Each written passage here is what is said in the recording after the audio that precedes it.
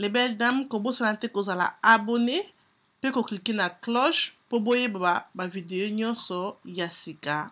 Merci. Bonjour les belles dames, j'espère que vous allez bien. Après nous allons bien par la grâce de Dieu. Donc là on a week-end. Même ça singi alias soso moko ya pete. Na mi kata mi nene.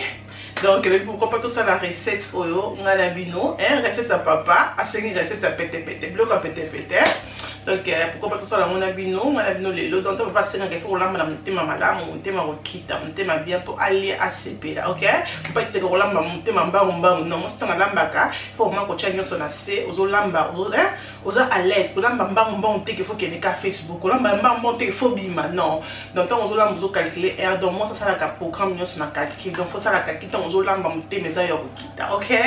Donc voilà, donc le mami to même non ana cuisine to ça la no soso ya pete. Ya kotumba donc otumba on na four na c'est dans le four ça sont ma kalaté ce soit tumba na four ce soit pété vraiment assaisonnement moko kitoko ekoti bien beaucoup ça vraiment beaucoup aimer vraiment de bosser plan ma casse donc voilà donc na na cuisine to ça là on bon dans ça là on bo créer ce pour se faire na ngo tika commentaire na c'est like vidéo que ça va bien, OK? Donc le bami to to banda cuisine na biso. Donc voilà les belles dames soso na nga yango yo ça soso ya pété na sokoli déjà soso na nga bien donc ça soso ya pété na sokoli yango bien na tiango banzela comme bozo mona wana siko comme era ko tiango ba assaisonnement na so na assaisonnement na tongo parce que na lingi ekota assaisonnement donc non salango na tongo tona la muki na bongsinda kunanga et na sali siko assaisonnement nanga pour evanda ti à partir ba 16h on tient na four pour na ekota vraiment assaisonnement bien tina kati donc voilà récupérer ko salango pe ce que ça que okolamba ngo lobi ko salango pe lelo o tient na frigo et elali lobi nango olambi yango me ngana sali yango lelo na tongo nango et donc ali boso o to ko tia na ko banda boso na ko tia black pepper nanga yango na ko tia na soso na biso donc la cirque au sokoli soso na bien au longo yango ba poso bien et awa nazali na litungulu donc oignon nanga ya poussière yango na ko salela tia oignon nanga poussière donc nazo tia ka ba assaisonnement nazo balusa ka soso nde bozo remarquer wana donc na tie oignon après na ko ya ko tia o ezali muscade na biso to tia muscade na balusi soso pour na ekota tous les deux côtés na tie muscade nde bomoni ozo tie belete les belles dames ozo tala na misu ozo tia mukie donc sopa mbala moko et belete pour ekozala bien te et na koya ko tia citron na ngai na ko tia citron na soso pour moi citron mo bika ke ça la soso bien donc soso surtout ça soso retumba to ozanga citron te donc to bois que liango citron et na koya kotia elengi donc oza na sauce comme bomoni ba dessiner poulet wana donc eza assaisonnement ya poulet nde bomoni kombo nango za ya elengi donc eutaki Congo nde ba pesa kinga donc na yete so somba ngo ape mais Afrique que peut-être on a chapa ba congolais oki kozwango et ça la vraiment sauce vraiment elengi quand ça la sauce ko tumba elengi quand ça la sauce soupe elengi ça ka vraiment bien assaisonnement oso mekango te lukango eza la kadia ya moni na ko tia na sauce na nga ya kotumba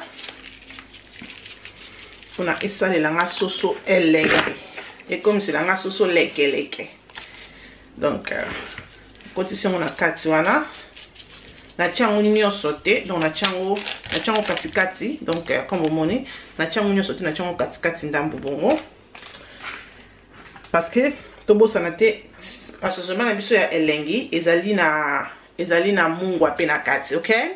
Et nazali na assaisonnement nanga o ezali ya aja so vous remarquez que nous avons aja ou za aja qui manger et nous avons aja ou ezali ya poussière mais le non c'est les poussières ôtées le non tia o ya keep manger pourquoi la tia keep manger o ezali na tomate nde bozo mona mais o ya poussière o ezali na tomate ti nde bozo mona, OK? So on c'est les keep manger donc comme la bipe qui na marché ba congolais ba teka ka bloco po uti Congo donc ba teka ba keep manger o ezali vraiment bien donc ba tie tomate, bitungulu, ail, pilipili, céleri, nyonso wana eza na kati ya keep machine na biso. Et eloko ça la rappelle bien parce que et comme ça ka sauce na biso rouge et comme ça ngo doré. Na ngite que sauce na nga eza la pembe boy. Non, na ngi sauce na nga eza la doré. Donc comme ça sauce na nga rouge et ça la kango vraiment bien ta la sauce ou bien sauce ko tumba pena na Thompson ya kotumbe Thompson na kokanga les belles dames mais kango okozala vraiment décidé ezalaka vraiment bien. Donc voilà yango pende na kotia na soso nanga bomoni eza boye so fongoli eza rouge na kotia na ndambu na kotia nyonso te comme d'habitude. Après to komeka total donc yango eza na pona kokomisa soso na biso doré donc bomoni ke soso na biso et ko changer couleur. Donc bomoni onde na tiki donc na tia lokola nkie kaka na tia nyonso te parce que na bosa na te kezalaka pe na mungwa, ok. Donc le reste des autres eza na mungwa. Après kocha bongo les belles dames a boyebi kinga na la garlic donc tangawis na ai nanga oyo ya poussière pardon oyo déjà ba sangisa ba mélanger ensemble mais ce que ça na oyo ya fraîche nango ko kocha na fraîche mais ngala préférer o pona mona ngo za rapide. Donc tangawis nanga na kocha tangawis na ai nangi vraiment ki ekota na ti kombo moni wana lokola 2 cuillères nanga mokie. Et le kotoka ko bakisa na soso na soto ko tia paprika au besoin mon ezaka ko pe moi pimenté et ça la vraiment soso bien ça la ngo pe moi rouge mokie donc to ko tia paprika na biso mokie nde bomoni et belete, ok. Donc toujours changer ka soso na biso pour la pour na ngite que soso na nga ezala pembe non la linga ngo za pembe te. Donc voilà, avant que tu bakisa lo comme soso le beden to ko mélanger d'abord to meka mungwa to yeba si ça va ou ça ne va pas, ok. To mélanger tout soso na biso ensemble, hein.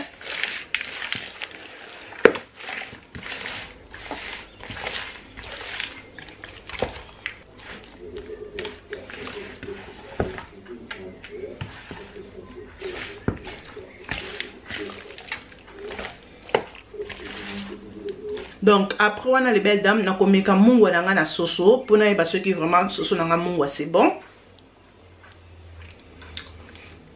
Na moni ke mungwa nanga ekoki mais le koza soso kotumba na kombakisa encore moi jimbo donc moi bouillon mokie na kati soso pour ekota vraiment mungwa bien. Donc voilà non meka non bakisi pardon. Na kobakisa o ezali bouillon nanga ya soso donc jimbo ya soso yango ne to kobakisa. Quand on a fait que soso nangi comme vraiment rouge donc doré ne bon ça vraiment couleur moko kitoko pour ça soso kotumba donc ya boso kotumbi on a makala les belles dames au côté que la commentaire au bakela rose aux ala kandoki. Donc voilà na bakisi lutu nanga moko o ezali ya jimbo na biso donc ya bouillon donc c'est quoi vraiment to mélanger encore les belles dames mais quand on peut Luka vraiment assaisonnement oyo keep manger on a oloba Luka keep manger oyo ce qu'on lingi que est la rouge makasi ko ko keep manger na biso nyonso mais comme bomo ninga na tia nyonso parce que ça comme nene donc na tia nyonso te pour na chepe paprika le comme ça sauce rouge comme ça en doré donc na oyo so na tia nyonso na moni comme trop rouge on bomo ninga tia nyonso te mais so ça paprika te on a oyo le bedam tia nyonso goût et comme ça vraiment sauce goût et comme ça vraiment goût donc on a mélanger ba nini bouillon nanga na tie ekota siko partout et na komeka mungwa pona ba soki mungwa siko ekoki siko vraiment na sepeli mungwa nanga vraiment ekoki siko esali vraiment mungwa na sentir vraiment kitoko donc bon moni vraiment soso na biso ekomi zala sûr que tant ozo sala soso non les belles dames katango banzela pona mungwa na yo bagu na yo ekota tina mikuwa donc bato bele balinga ki kolamba soso peut-être ba ko soso peut-être kota ka mungwa na mikuwa te il faut za la sir que okati soso na mungwa na okati soso na banzela peut-être on zo ba sozonima na yo ezo kota tina kata banzela na onde bozo mona donc e komona pas que soso na yo ekozala kitoko ce que na jardin on za na pesa ko tumbango na makala kana to za na été boye tumbango na makala okozala décider okotikela na commentaire donc ce qu'on lia ka vraiment soso mbesu nozo yebisa o le belle dame. Ce que au courant que bolé soso mbeso soso oyo okolia ngo mbeso parce que eza vraiment na go na makala na o oza na jardin eza vraiment bien soso oyo ça lia na makala okotikela nga commentaire na se ya vidéo après. Voilà les belles dames à trouver pour tomber ta pâte na biso mikate pour totika ngo pe et gonfler donc et mata le ko to ko sala les belles dames na kotia mikate na nga lelo nazo tiango maki le ko to lia ngo na musuni na tiango mwa maki wana moko. Et la panzi makinanga awa nazali na kokoti donc kokoti na biso ya poussière yango na kokona kati ya mikate na kotiaka cuillère na moko donc cuillère na moko nde bomoni toche pona epesa kaka goût et na mélanger. Et tout allez na vanilla les belles dames, donc tu vanilla nanga. Donc ça on a poussière coco na poussière, coco tu peux oya mai, donc nous ça on a vanilla et puis ça va goût encore. Donc non tu vanilla nanga za mobimbate ezaki na katikati donc quelque part ici de bomoni, donc tu ngo nyonso. Sangisi yango. Tokoya kocha mungwa, donc non tu mungwa faut pas kocha mingi. Donc na tu mungwa nanga comme ça na maboko pour bomona, mungwa ze belete, donc na tu mungwa. Et tu vois que tu as sucre. On a toujours tu as sucre à la biso.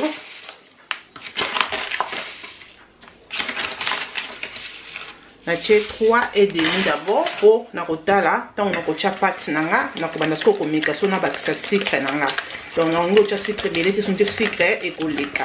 Et loko oya munene to kocha levure. Levure nanga les belles dames, ezanga mingité, ezanga boy pour bokasa keze belé, levure nanga ka wetika yango na se.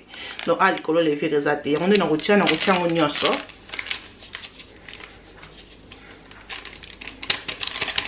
Et tout mélanger.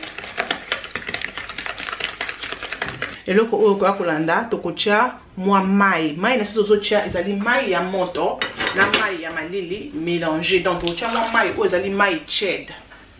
Na che mai nanga ya malili et na bakisi mai nanga ya moi ched nde bomoni mai nanga moto e kominga mai ya ched et na che kopo nanga moko mobimba. Na cha encore mai mususu. Na bakisi mai nanga ya moto. Oh na kocha siko kopo nyoto tena kocha katikati.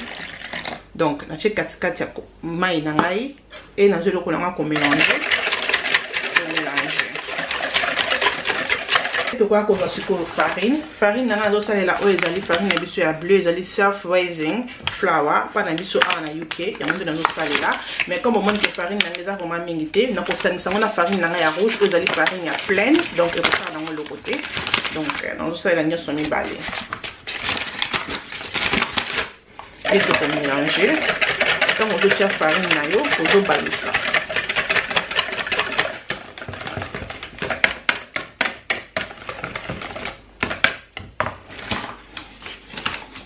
On va balancer encore farine.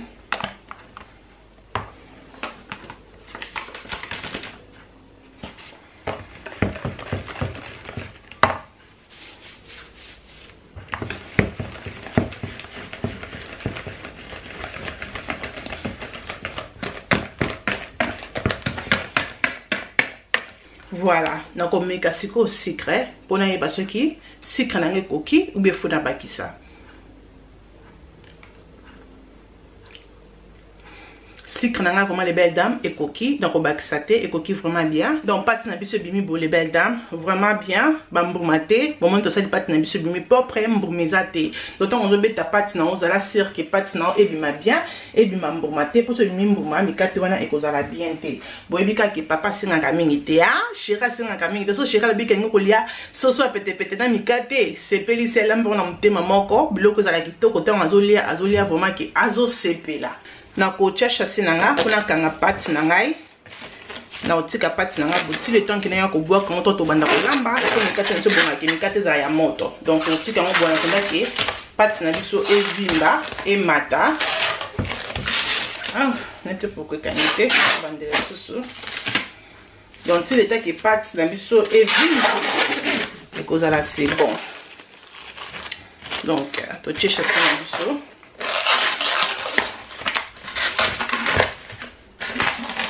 Voilà les belles dames, nous avons encore la cuisine pour nous faire sa recette na biso.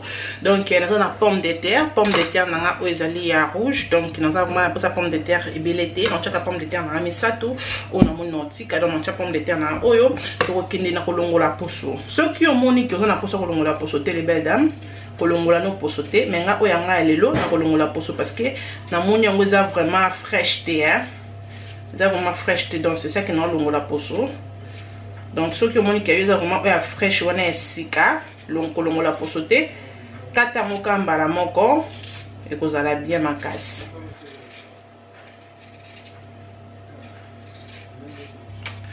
Donc voilà les belles dames, tous allez na ndembi na biso oto ke ko sokola bloko na biso nyonso nazo ke ko sokola ngo. Donc les tongolo toza na ndembi.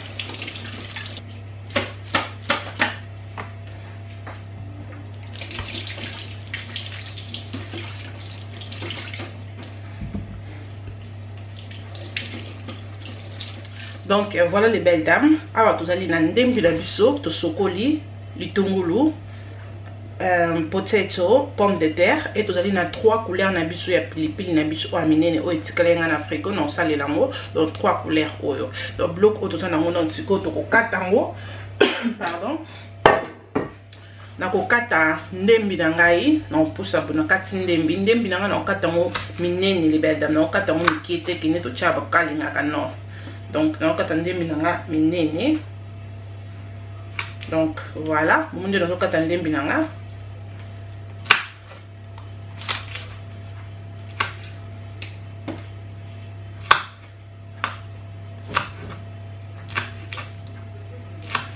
Boyebi ki na sala ka sani na nga oya moto. Na rinçant on a kati, faut toujours rincer pour ezala sûr que bloc non eza salité et il faut toujours rincer. Donc na rinçant ngo et loko ce qu'on sala nazali na coconut oyo lambela huile nanga ya coconut ezaka pona ko lambela so na huile ya coconut te ko salela huile no ya olive oil. Donc ngala to salela huile nanga ya coconut oyo ezaka pona lambela ezate pona basuki pona nzoto no oyo ezaka po balambela kango. Donc ko so mongo na moko so na Tesco partout bateka kango. Donc na shake yango et na ko boaka spoil ndambwana, c'est tout. Et na ko zwa ndembi nanga na tie ndembi na ngai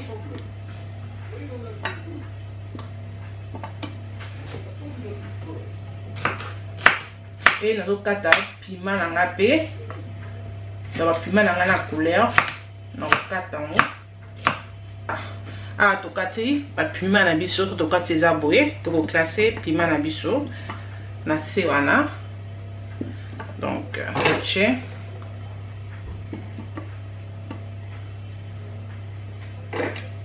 et to kata litungulu na to kata ngo seulement sec comme ça. Donc to kata litungulu na biso ko kata ngo mike te ya. Donc on kata ngo mike te. Donc nazo déposer ma tungulu na nga.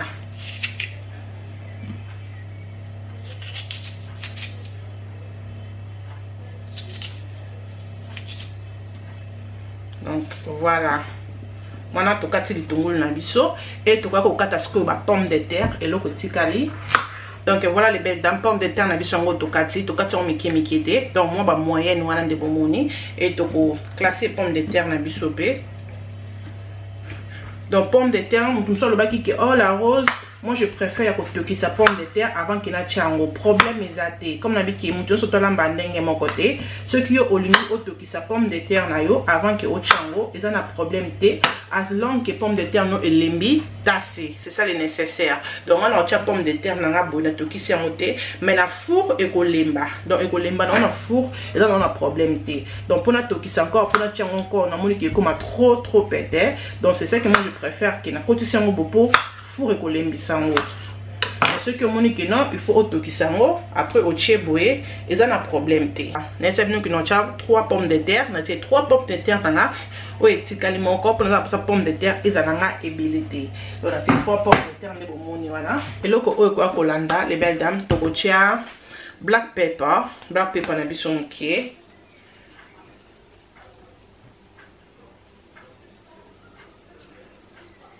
comme ça. Et tokocha mungwa ebelete parce que chicken na biso est déjà na mungwa. Mais si on peut tocher mungwa te okomona ki pomme de terre on a trop malili, donc il faut que tocher mungwa muki mais kocha mungwa ebelete parce que soso na yo est déjà na mungwa. Donc voilà. Et là on a encore encore huile nanga ya coconut likolo nango pona ebota huile. Donc echa huile ya coconut ça va bien parce que ils en ont na fat té dans la graisse té, donc ça vraiment bien ça la bloque bien. Après kocha bloque na biso boye na kozwa beurre c'est ma mukende bon wana pour beurre ça là vraiment bien donc beurre on a utilisé en goyo ezali le pack donc on a mingi le pack on a ko utiliser donc aux beurre na yo na bois qui ka 2 cuillères na ngalo ko ya miki donc comme bon ezaki vraiment miki na bois qui moko awa et moko kuna c'est tout après le ko na za le ko fourté o ekota na kati so za na o sa di moko ya mwendo ekota na kati de côté de côté na kati omona bo evandi salelengo menga loko na zana o wana te na ko salela eloko na nga muki oyo na ko tia ngo kaka bonde na problème te et na ko siko poulet na nga donc poulet na biso yango les belles dames dans la ndenge poulet na biso ekomi botalande poulet na biso vraiment ekomi binomo ko bomona vraiment poulet o ataye moko attention apesi mon besu okolia parce que ekoti vraiment épice très bien donc ekoti vraiment assaisonnement botala vraiment des couleurs ya poulet na biso nde ekomi vraiment bien to ko zo poulet na biso to ko matisa ngo to ko poulet na biso siko ndeza na retourner ngota mo ya suka avant qu'il a matissé wana et na kozwa poulet na matisi poulet nanga likolo boye comme na lobby boye bisani o no lobata ba libet da boza ba mama cuisine boye bisani wana nazo lobeza sanya fu za ka mundu et eloko na biso ekota na kati so koza na wana ko kosalela wana mais so za na wana te lokola nga ko créer comme nga na créer comme ça ils ont un problème te ekobela na kitoko za na problème te donc nga na tie o yanga comme ça so poza na eloko te ozaka na sel na biso moto ko zoka soso no o déposer on likolo pomme de terre ils ont un peu na problème te ekobela na ngo pe bien kozwa ba sauce nga o etikali na ko boire kango likolo wana ya soso nanga donc voilà les belles dames soso na biso komi boye eloko to ko sala to ko matango na to ko chango na four tant to chango four nanga na pelisi four déjà na tiki no ba four nanga pona 250 et chauffer ce que le ko chauffer bon ko kita four nanga pona 150 degrés à côté ces soso nanga na tiki yango ebela kama malembe et to ko mona ndenge e kokoma donc to tika four to tia soso na biso na moto mke ngaza biso fa kena tia soso fa kena tia soso nanga na four na chauffer d'abord four nanga komi moto poto nazo kotisa ngo moto nazo kota na kati vraiment donc na lukate ke na tita en four za malé non chauffer four non poto nazo kotisa soso na yo four non sko apo ko diminuer moto na 150 soso non ebela kama malembe et kozala bien donc na ko kota soso nanga bona four donc soso na biso ngo yo no kinde siko po na kotisa ngo na four. Et on a tout na bino à tout à l'heure quand soso na biso et kozwa moto ataba 20 minutes moko to ko checker soso na so pote bandenge ezokinde donc ngala na bino pendenge farine na biso et vimbi donc farine na biso monde vraiment evimbi mais tout ça non mikate sur côté donc tous la qui ton soso vraiment comme vraiment prêt vraiment ya ko belani to bois qui mikate na biso mais farine na biso là toujours on a besoin monde vraiment ezovimba qui to ko tika on toujours evimba ton soso ko bela et ko ba que soso ko mpenda ki ebeli ndetiko to zongeli farine na biso pour no kalinga mikate na biso. OK les belles dames dans la zone qui na cuisine pour ta la sauce na biso ça fait déjà 35 minutes quand la sauce dans la moto la taki on a degré na moto ya 35 non 160 degrés dans la moto moko ya makasité to ko checker soso la biso to na ceux qui ne soso na biso zo voler comment ezobela bien comment tout na mwana bino ensemble. OK donc voilà eza vraiment moto faut pas que to simba ka bon po eza vraiment moto nous on a moto ko ici donc les belles dames soso ezo tumba maloko etumba mina makala laisse tomber les belles dames elongi kaka ya soso ko ozomona ke soso oyo iziami donc kitila bino caméra bomona nde soso na biso ebimi tala bino moko nde soso na biso etumbami lokola soso ya makala mais soso ya makala te soso na biso ya four donc etumbami vraiment bien bomona même couleur nango za couleur monte ya pembe de ça vraiment couleur moko rosé lokola couleur ya makala donc tokotombola awa boye bota la sauce na biso bimisi bomoni vraiment ki matungulu na biso to chaki nyonso elembi donc toko checker pe pomme de terre na biso les belles dames bomoni vraiment ki tala elembi donc elembi vraiment bien bomoni vraiment biloko nso na kati awa elembi ndembi na biso pe elembi donc biloko na biso vraiment elembi donc sauce oskolo na osala na oboka ngo likolo ya soso en attendant que na kofongola friteuse nanga pona kalinga mikate donc otika ngo na ozong songo na four kuna ebela kaka malembe na moto wana ya 60 degrés donc voilà wana nazo sopa soupe na nga boye po soso na nga eza nete ko kauka te okay bino botala vraiment soso oyo oh my god pesa nga soso na kwanga na pondu oh biloka papa koyeba kolambeza la bien oh wana na tima futa na nga na moto ya mikate donc tozela ce que friteuse na biso échauffé donc chauffé de ko boka mikate na biso non la ça bino ndenge pati na nga vraiment emati bomoni nde pati na biso emati donc emati vraiment emati donc c'est bon tozela sikoyo nini mafuta na biso chauffé et to bois kamikate na biso donc to komi presque 19h to bois kamikate na biso to lia donc voilà voilà tout à l'heure voilà on a tout na friteuse na biso mafuta na biso na kati et to na farine na biso donc farine na biso et comme biso comme ça comme bomoni et matindambo to ko bois kamikate na biso hello mama donc on bois kamikate na minene mikate babiki ezala minene ezala mikate mikiete boyebi ki naza vraiment the best na oboka mikate donc nazo meka ko boaka moi babulu nga na kokoka tant nazo boaka na dimine moto parce que so moto ya makasi mikate ebela libanda et na kati ebela te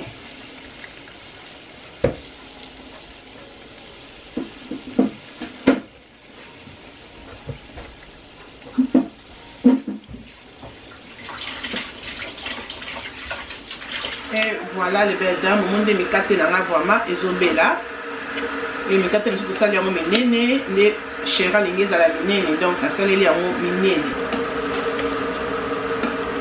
et voilà mikate na biso là et comme prêt et comme ready ya kolongola na kolongola na tie bol nanga donc sani nanga ya kota boye na tiango na papier tissu donc tissu nanga likolo pona ebenda mafuta nyonso ya mikate donc on a la mikate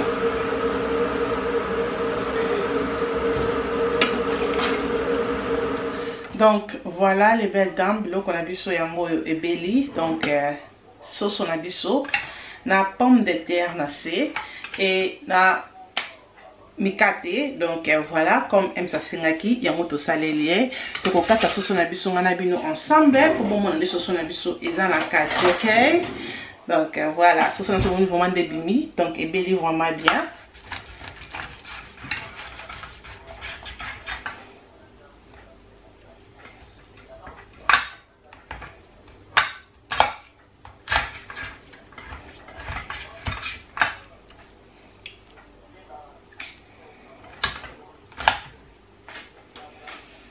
Donc on a linga teke soso nanga ezala ya kokauka makasi mais ceux qui linga ke soso nanga ya kokauka makasi ko kauka makasi mais pour na biso boye soso na biso ebeli vraiment bien donc biso boye vraiment soso na biso ebeli vraiment bien les belles dames pour moni de soso na biso ebeli donc ezikité donc ebeli vraiment bien donc ko tia wana na sani na ko zwa beignet.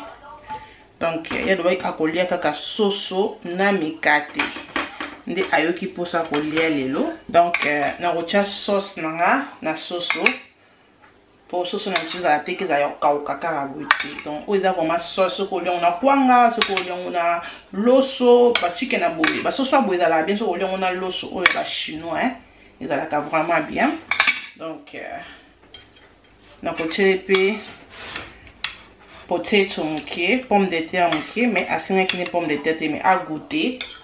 Donc, on a pomme de terre. On a pomme de terre. Donc, moi, je vais manger ça comme ça. Voilà les belles dames, le qu'on a biso yango et belly, sauce on a biso na pomme de terre na mikate. J'espère qu'il recette oyo et c'est pelisibino. Le qu'on a c'est comme ça, on a dit oyanga comme ça, poulet na potato, na pomme de terre, na kokata pour bomona vraiment. Nous avons des pommes de terre, nous avons vraiment elembi. Donc, pommes de terre elembi. Pommes de terre, les belles dames, et côte épices. Les belles dames, pommes de terre, oh, on a c'est mou, le beau c'est la pomme de terre, occasion, on a sonné. Donc, quand t'as sauce, seriously, hein. Bon, bah, qu'il a rose pour ça, il m'a mis l'âme bien rose à la boue. Les belles dames, il faut qu'on va dans la kitty. Il faut qu'on va dans la kitty, n'a lièvre vraiment bien. Mais quand on a d'accord, on dit qu'il y a un commentaire là, c'est. Mais quand sauce. Bon, c'est là.